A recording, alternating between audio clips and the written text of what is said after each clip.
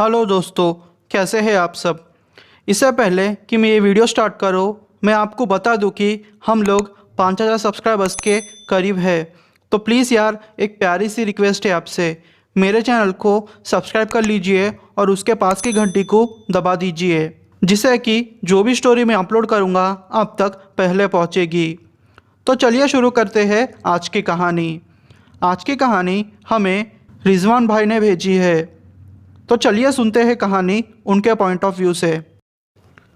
Hello दोस्तों, मेरा नाम रिजवान है। मैं मुंबई का रहने वाला हूँ। ये घटना मेरे साथ घटी थी। ये मेरे ज़िंदगी की बहुत ही डरावनी घटना है। हुआ यूँ कि हमने यानी कि हमारी फैमिली वालों ने कहीं बाहर जाने का प्लान बनाया। हमने लोनावला जाने का प्लान बनाया। हम लोगों की ये पहली फैमिली ट्रिप थी, तो हमारे घर में सब एक्साइटेड थे।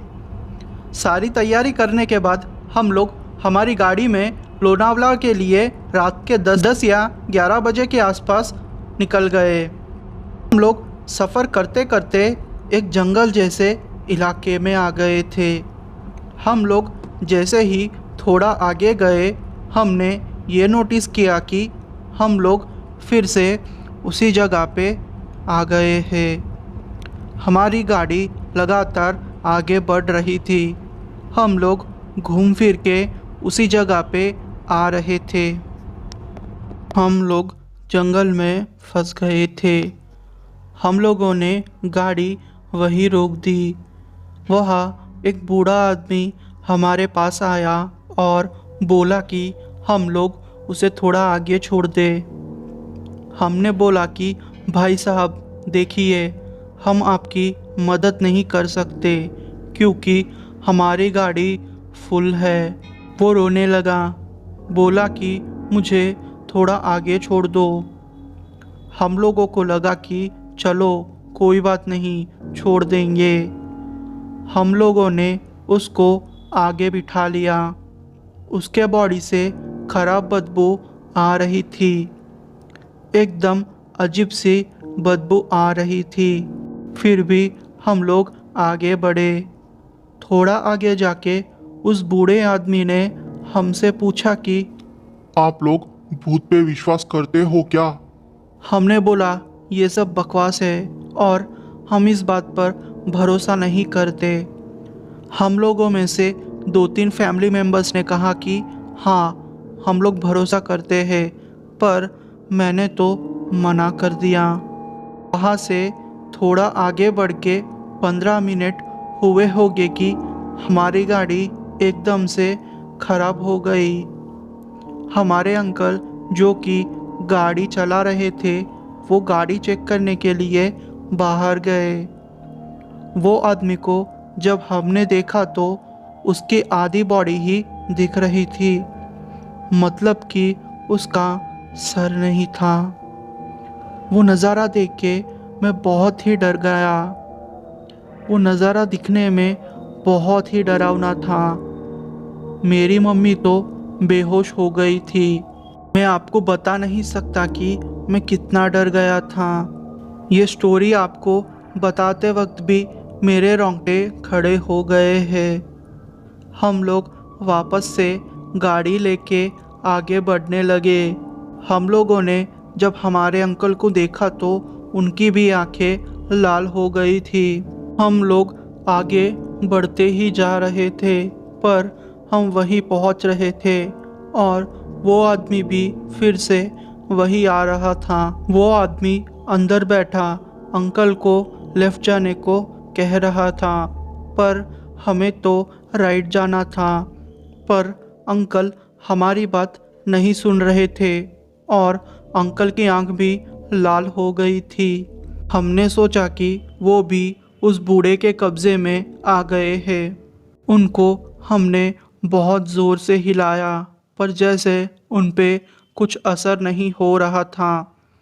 उन्होंने एकदम से गाड़ी रोक दी और जब उन्होंने पीछे मुड़ के देखा तो उनकी आंखें और लाल हो गई थी और उनके नाखूनों की साइज़ भी बढ़ चुकी थी। उनके नाखून बड़े हो गए थे। हम लोग बाद में थोड़ा आगे गए और हमें हमारी मस्जिद दिख गई। हमने ऊपर वाले से ये प्रे किया कि हमें सेफली पहुंचा दे और थोड़ी देर में सब कुछ ठीक हो गया और हम सेफली अच्छी जगह पर पहुंच गए। हमारे सबका झाड़ फूक किया गया, फिर जाके हम लोग ठीक हो गए। मैं आपको नहीं बता सकता कि ये कितनी खतरनाक घटना थी जो हमारे साथ घटी थी। ये स्टोरी में कहा हर एक वर्ड सच्चा है। उस रात को हम कभी भी नहीं भूल सकते। मेरे तो अभी भी रोंगटे खड़े हो रहे हैं। मेरा नाम स्वप्निल है और मैं महाराष्ट्र के एक छोटे से गांव का रहने वाला हूँ। मेरी उम्र 25 साल की है और मैं एक स्टूडेंट हूँ। ये बात मैं 2015 की है। हुआ यूँ कि एक रात मुझे मेरे पापा ने खेत में फसलों की रखवाली करने के लिए भेजा था। मैं रात के 8 बजे खाना खा के खेत की ओर निकल पड़ा। तकरीबन 8:30 बजे तक मैं अपने खेत पहुंच गया। थोड़ी देर में मेरे बड़े भाई ने मुझे फ़ोन किया और कहा कि तू है ना, घर पे आ जा, खेतों की रखवाली करने के लिए मैं जाऊंगा। मेरे भाई को खेत आने तक रात के तकरीबन 11 बज चुके थे। मैं 11 बजे तक हमारे खेत में ही था अपनी फसलों की रखवाली के लिए। उसके आते ही मैं अपने घर जाने के लिए निकल गया। रास्ता काफ़ी सुनसान हो चुका था।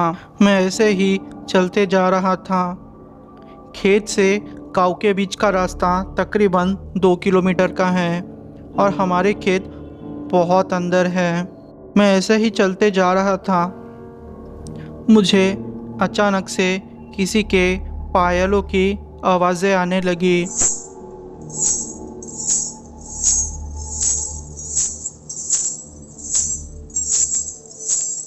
मैं उस आवाज़ को सुन के ये जान गया था कि ये किसी चुड़ैल का काम है। मेरी दादी हमेशा कहती थी कि ऐसी आवाज़ों को नज़रअंदाज करके आगे बढ़ना चाहिए। मैं ऐसे ही मन में भगवान का नाम लिए आगे बढ़ता जा रहा था। थोड़ी देर में मुझे किसी के पैरों की आवाज़ आने लगी। वो भारी कदम मेरी ही ओर बढ़ रहे थे। अचानक से मेरे मुंह से चीख निकल गई क्योंकि मेरे सामने एक औरत थी। वो औरत दिखने में बहुत भयंकर थी। वो मेरे सामने आई और ज़ोर ज़ोर से हंसने लगी।